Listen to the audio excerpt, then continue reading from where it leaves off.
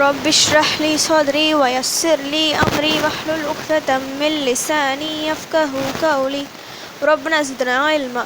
அஸ்ஸலாமு அலைக்கும் வரஹ்மத்துல்லாஹி வபரகாத்துஹு. வெல்கம் டு கீழு ஜன்னாயம் தஸ்னிம். எல்லாரும் எப்படி இருக்கீங்க? நல்லா இருக்கீங்களா? அல்ஹம்துலில்லாஹ். வீடியோக்குள்ளே போகிறதுக்கு முன்னாடி நான் லாஸ்ட் வீடியோவில் கேட்ட கொஷினுக்கு ஆன்சர் என்னன்னு பார்க்கலாம். நான் என்ன கொஷின் கேட்டேன்? அனஸ் ரலியல்லாஹு அன்ஹு அவர்களுடைய தாயார் யார்? இதுக்கான ஆன்சர் உம்மு சுலைம் ரலியல்லாஹு அன்ஹா அவர்கள். ஆண்டின் சிறந்த 10 நாட்கள் துல்ஹஜ் மாத 10 நாட்களில் நாம் உள்ளோம். அல்ஹம்துலில்லாஹ்.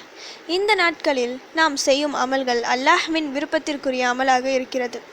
மற்ற அனைத்து நாட்களை விட அல்லாஹ்வின் விருப்பத்திற்குரிய நாட்கள் இவை.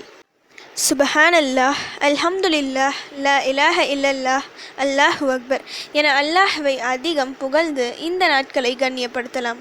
இவை தவிர இன்னும் சிறப்பான துவாக்கள், திக்ருகள், தொழுகை, குர்ஆன் ஓதுதல், நோன்பு வைத்தல், சதகா செய்தல் என அமல்களை அதிகப்படுத்த வேண்டும்.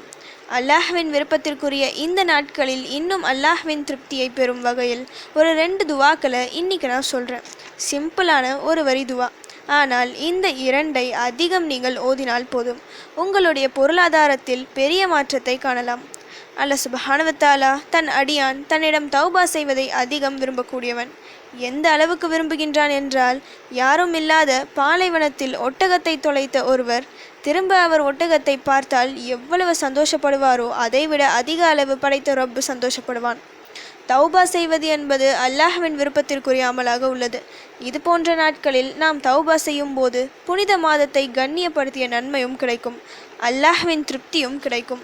தௌபா செய்வதால் நம் தவறுகள் எல்லாம் மன்னிக்கப்பட்டு அவை எல்லாம் நன்மைகளாக எழுதப்படும்.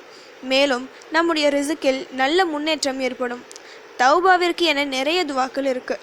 நீங்கள் சிம்பிளாக அஸ்தக்ஃபிருல்லா என்ற ஒரு வார்த்தையை மனதார சொன்னாலும் இந்த பலன்கள் எல்லாம் நமக்கு கிடைக்கும்.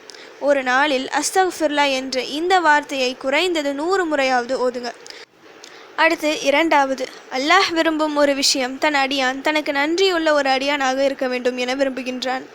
ஒவ்வொரு மனிதருக்கும் அல்லாஹ் ஏதாவது ஒரு அருட்கொடையை நிச்சயம் வழங்கியிருப்பான். எனக்கு அல்லாஹ் எதுவும் தரவில்லை என யாராலும் சொல்ல முடியாது. இந்த மார்க்கத்தில் நாம் நிலையாக உள்ளதே மிக பெரிய அருட்கொடை. அவரவர் அல்லாஹ் அவருக்கு வழங்கியுள்ள அருட்கொடைகளை எண்ணி அல்லாஹ்விற்கு நன்றி செலுத்த வேண்டும். அல்ஹம்துலில்லாஹ் என்ற இந்த வார்த்தைக்கு அவ்வளவு சிறப்பு இருக்குது. எவ்வளவு அதிகம் அல்ஹம்துலில்லாஹ் என அல்லாஹ்விற்கு நன்றி செலுத்துகின்றோமோ அதைவிட பல மடங்கு அல்லாஹ் நமக்கு இன்னும் அருட்கொடைகளை வழங்குவான். அல்ஹம்துலில்லாஹ் என சிம்பிளாக சொல்வதை விட கூட அல்ஹம்துலில்லாஹ் ரப்பில் ஆலமீன் என சொல்லுங்கள். இன்னும் பவர்ஃபுல்லான வார்த்தை இது. சூரா ஃபாத்திஹாவின் முதல் வசனம் இது. இந்த சூராவின் ஒரு வசனத்தை எடுத்து ஓதினாலும் அல்லாஹ் உடனடியாக பதிலளிப்பான்.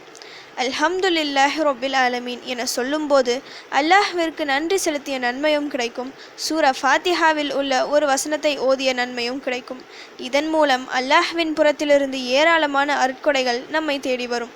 அஸ்தக்ஃபிருல்லாஹ், அல்ஹம்துலில்லாஹி ரப்பில் ஆலமீன் சுலபமான வார்த்தைகள்.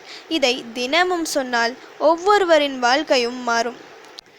இந்த துல்ஹஜ் மாதத்தின் சிறப்பான இந்த 10 நாட்களில் இந்த 2 துவாக்களை தவறாமல் அதிகம் ஓதி பாருங்க.